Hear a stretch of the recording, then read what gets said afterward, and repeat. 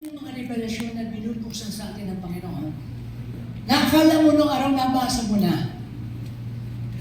Pero inaangat ng Diyos sa atin.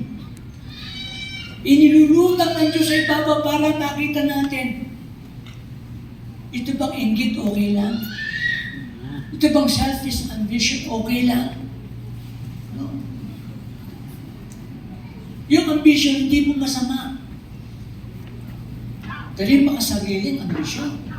Nagagawa ka ng paraan, makuha lamang yung gusto mo. No? Kahit sira mo yung tao, mapahamak yung tao, basta makuha ko yung gusto ko. Pasinin po natin, ano? Kuminsan kasi, nangangatwiran pa tayo. Inggit lang naman, masama dyan. No, nainggit lang naman. Pero, tingnan po natin yung scripture na sinasabi. Dapat ba may inggit? Saan ka dadali na inggit na yan? Akala ko yung mga ganyang mga inggit-inggit na yan. Akala ko, sa telenovela lang uso. No? Diba? Nasa scripture pala. Dadali ka sa evil practice dahil lamang doon sa gusto mong makuha. Kahit patayin mo siya, makuha mo lang yung gusto. Naalala ko po yung merong sa eskwela, yung kalaban niya sa honor na estudyante, hinidyan niya na lason yung tubig. Sipin ninyo, ano? Kakumpitin niya sa honor. Hinidyan niya na lason. High school to high school.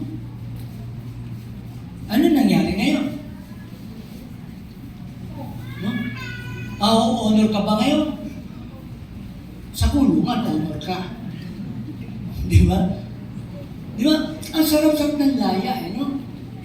Pero dahil doon sa inggit na yun, nagawa niyang lasunin yung kaklase. Sino yun?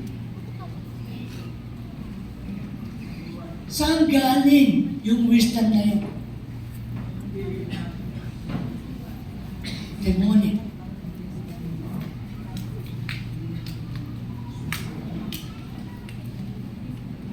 Kumisan hindi po natin napapansin yung mga tiniinggit na yan. Misa sa social media. Sa social media, no? Misa, may mga nagpo-post dyan. Nag-staycation sila. Staycation, ano? Nasa nakita mo, nag-staycation. Tayo mag-staycation din. Ano? Meron ganun eh. Kasi nakita nag-staycation din. Kaya pagkatapos ng staycation, nangungutang na.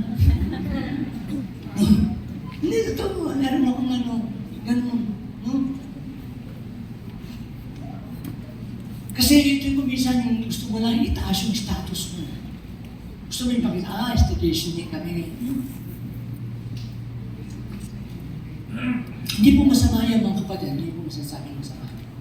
Basta kung kaya mo. Kasi kung hindi mo naman kaya, at yung utang mo pa, sa bahay ka na lang mag-staycation. Diba? No? Matipid pa. Diba? No? Walang pamasahe, no? Walang peligro, may bantay ka pang aso. Diba? Kasi kung isa pupunta ka na yung, no? Kailangan mo ba ang pamasahe? No? Diba? Kailangan mo yung wisdom eh. Kung saan ka makakatipid, payapa, safe kayo. Yun din yun. Pupunta ka staycation, matutulog ka lang naman dun eh. Di ba? Sa bahay ka na lang matulog, di ba? Same kumot, same una, sarap matulog, di ba? Okay. So, balikan po natin,